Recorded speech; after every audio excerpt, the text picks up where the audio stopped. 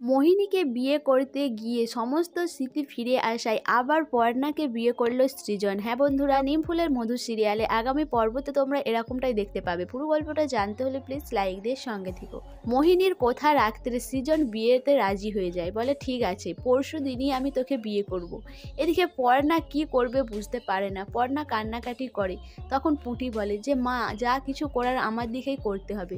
তখন পর্ণা বলে যে এই বিয়েই হবে আমাদের শেষ সুযোগ, এই বিয়েতে সৃজনের স্মৃতি ফিরিয়ে আনতেই হবে। এরপর পর্ণা ডাক্তারের সাথেও কথা বলেছিল, ডাক্তারের সাথে কথা বলে জানতে পারে যে সৃজনের স্মৃতি ফিরিয়ে আনতে হলে তার সামনে পুরনো স্মৃতিগুলো তুলে ধরতে হবে। আর যেভাবে পর্ণার স্মৃতি ফিরানো হয়েছিল সেইভাবেই সৃজনেরও স্মৃতি ফিরিয়ে আনতে পারে। তখন পর্ণা বলে যে আমরা এখন কি করব, আমাদের হাতে খুব সময় কম। এরপর পর্ণা বাড়িতে ফিরে আসে, বাড়িতে ফিরে এসে সবাইকে সবটা জানায়। পর্ণা বলে যে সৃজনকে ফিরে পেতে হলে আমার দিকে দত্তবাড়ির সবাইকেই এক হতে হবে। তখন কৃষ্ণা বলে যে কি করতে হবে। পর্ণা বলে যে সৃজন ওই মোহিনীকে বিয়ে করতে যাচ্ছে, আর এই বিয়েটাই কিন্তু আমাদের সুযোগ।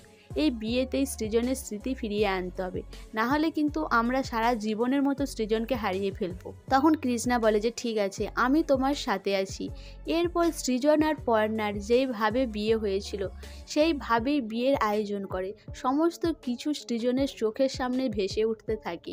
এদিকে মোহিনী বিয়ে করার জন্য মণ্ডপে এসে হাজির হয়। সৃজন যখন মোহিনীকে সিঁদুর পরাতে যাবে তখন তার সমস্ত কথাগুলো মনে হতে থাকে। এদিকে পর্ণাও কনে সাজিয়ে এসে হাজির হয় ওই মণ্ডপে।